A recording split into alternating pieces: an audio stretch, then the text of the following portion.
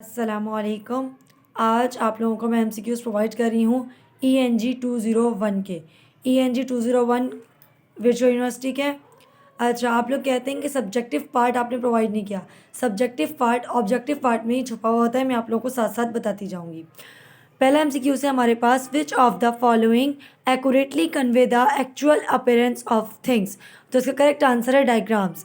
तो अब सब्जेक्टिव में हमारे पास अगर वो दे देते हैं कि डायग्राम्स की डेफिनेशन डिफाइन करें, तो यही हम डिफाइन करेंगे कि विच of the following accurately convey the actual appearance of things.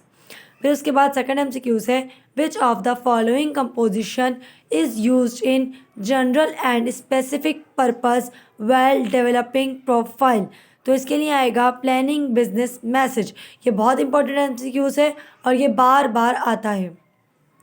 Third MCQ से विच type of constants is used in both factual information and underline feelings. इसका जवाब आपने बहुत सोच समझ के देना है, क्योंकि एक क्लोज एंडेड क्वेश्चन है और एक ओपन एंडेड क्वेश्चन है। तो जो factual information and underline feelings के लिए होते हैं वो ओपन एंडेड क्वेश्चंस हैं। इसी तरह यही सवाल हमसे सब्जेक्टिव में ही पूछा सकता है कि बताएं ओपन एंडेड क्वेश्चंस कौन से होते हैं। तो हम बताएंगे कि factual information and underline feelings जो है वो ओपन एंडेड क्वेश्चंस कहलाते हैं। एमसीक्यू नंबर 4 है which of the following punctuation refers to explain some points within the sentence. तो ये है कॉलोन। एमसीक्यू नंबर 5 है to ensure clarity place your dash carefully. तो आंसर है इसका मॉडिफायर्स। एमसीक्यू नंबर 6 है how many elements are present in super structure for feasibility reports. तो इसका है 7 स्टेप्स हैं, एलिमेंट्स हैं। उसके बाद है MCQs number 7 which report share one essential characteristic and is written to help decision makers choose between two or more courses of action. तो इसका आंसर है फिजिबिलिटी रिपोर्ट। अब यही आप देख लें कि हमारा सब्जेक्टिव पार्ट भी बन सकता है कि वह हमसे पूछेंगे फिजिबिलिटी रिपोर्ट क्या होती है, तो हम उसमें ये पूरा डिफाइन कर देंगे कि the report shares one essential characteristic and is written to help decision makers choose between two or more courses of action. MCQs number 8 है how can we make visual aids easy to understand. तो इसके आपको ये 3 चीज़ें, इनमें से कोई सा भी ऑप्शन होगा तो आपने वो करेक्ट करना है। लेकिन अगर ये तीनों आते हैं तो यकीन आपका एमसीक्यूज नंबर 4 ये दिया हुआ होगा कि ऑल करेक्ट है। By informative titles, by using appropriate objects, by removing unnecessary details.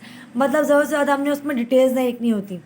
अच्छा, एमसीक्यूज नंबर 9 है what is considered as the heart of a report. तो the introduction of a report, यही सब्जेक्टिव में भी आ सकता है कि बताएं कि मेन पार्ट क्या होता है रिपोर्ट का, तो हम कहेंगे the introduction of a report. MCQs number 10 है what is the concept of dangling modifiers. तो इसका जवाब है modifiers are what clearly stated in the sentence. MCQs number 11 है एब्स्ट्रैक्ट स्टैंड्स फॉर। तो इसका करेक्ट आंसर है condensation of entire reports focusing on the main issues. MCQs number 12 है dash is used at the end of a line when a word must be divided or to link the parts of a compound word or phrase. तो correct answer है hyphen. MCQs number 13 है where we use proper tone for the beginning in a reasonable and understandable way. Bad news message.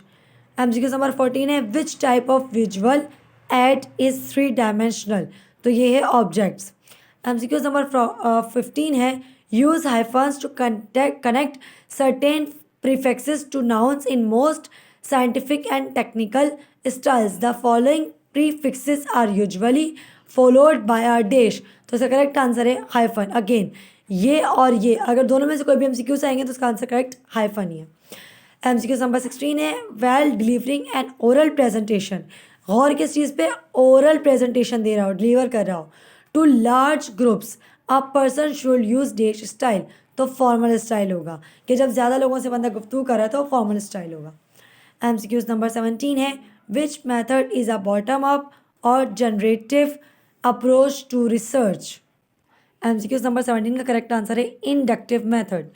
MCQ number 18 which one of the following questions that produce specific information, save time, requires less effort to answer, and eliminate bias and prejudice in answer.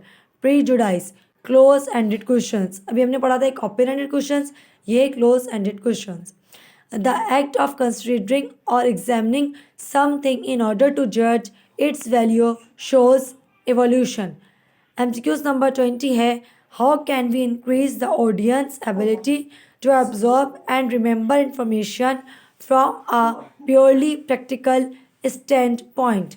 तो इसका correct answer है the visual aids.